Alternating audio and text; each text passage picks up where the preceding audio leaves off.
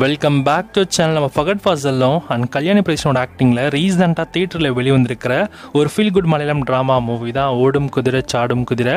இந்த படத்தோட Tamil version finally இப்போ உங்களுக்கு நெட்ஃப்ளிக்ஸில் ஆட் பண்ணிட்டாங்க. தமிழ் டப்பிங்கோட இந்த படம் உங்களுக்கு நெட்ஃப்ளிக்ஸில் இப்போ ப்ரீமியர் ஆகுது. டப்பிங்குமே நல்லா பண்ணியிருக்காங்க. அண்ட் இந்த படத்தோட ஸ்டோரி கான்செப்ட் எடுத்தால் ரொம்ப சிம்பிள் தாங்க. கதையில் நம்ம ஃபகத் ஃபாசிலும் கல்யாணி பிரதேஷனும் பார்த்தீங்கன்னா மேரேஜ் பண்ணிக்கிறாங்க.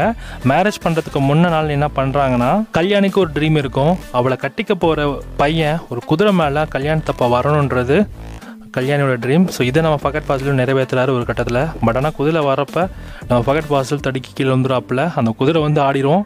ஸோ அதுக்கப்புறம் நம்ம ஃபகத் ஃபாசில் கோமாவுக்கு போயிடுவார். அண்ட் கல்யாண பிரதேஷனும் பார்த்தீங்கன்னா ஒரு கட்டத்தில் அந்த ரிலேஷன்ஷிப்லேருந்து மூணும் ஆகிடுவாங்க. திருப்பி ஃபகத் ஃபாசில் கோமாவில் வந்து வெளியே வர பிறகு ஸோ இந்த மாதிரியான விஷயங்கள் நம்ம ஃபகத் ஃபாசிலுக்கு நடக்குது. அண்ட் கடைசியில் அவங்க எப்படி எப்படி கை கொண்டாங்களா இல்லையா, ஸோ கடைசியில் என்னாச்சு அப்படின்றது தான் இந்த படத்தோட கதை. இந்த படம் வந்து ஒரு டீசெண்டான ஒரு படமாக இருந்துச்சு. அண்ட் குறிப்பாக சொல்ல போனால் இந்த படத்தில் வந்து என்ன சொல்கிறது, லைக் ஃபஸ்ட் ஹாஃபும் செகண்ட் ஹாஃபுக்கும் பார்த்தீங்கன்னா சம்மந்தமே இல்லாத மாதிரியான சில சீக்வன்ஸ் நம்மளால் பார்க்க முடிஞ்சுது. அண்ட் குறிப்பாக இது வந்து ஒரு டீசெண்டான ஒரு மூவி. அந்தளவுக்கு பெருசாக இல்லை, பட் ஜஸ்ட் ஃபார் டைம் பாஸ்க்கு நீங்கள் இந்த படத்தை ட்ரை பண்ணலாம்.